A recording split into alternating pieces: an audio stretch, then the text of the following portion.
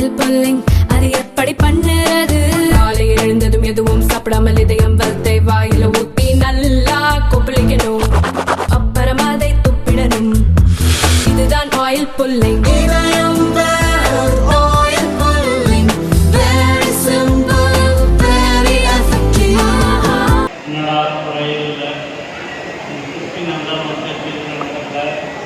இங்கே நடந்த திருமணம்னு ரொம்ப பேர் நினைச்சிட்டு இருக்கான்.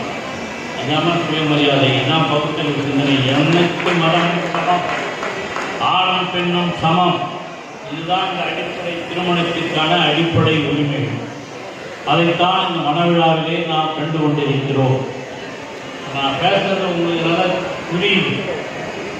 இதே ஒரு அவார்டு கல்யாணத்தை பண்ணி வச்சிருந்தா दिनों में देखने चलेगा, पीछे लौटेगा, आगे बढ़ेगा,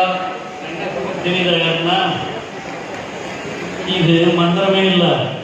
என்சிசியில் சொல்ற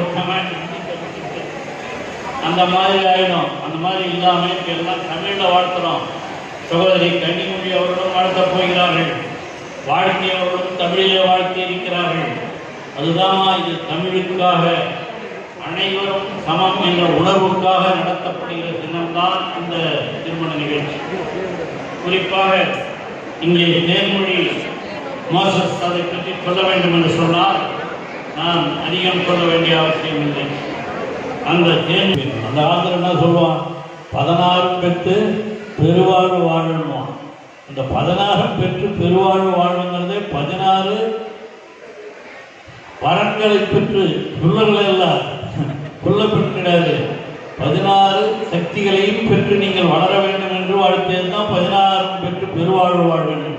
ஆனால் நம்பாரு என்ன நினச்சிக்கிட்டா 16 இருந்தால் ரொம்ப நல்லது போலதுன்ட்டு எல்லாம் அப்போல்லாம் பார்த்தீங்கன்னா எல்லாம் 1/2 டஜன் 3/4 டஜன் 1 டஜன் தான்.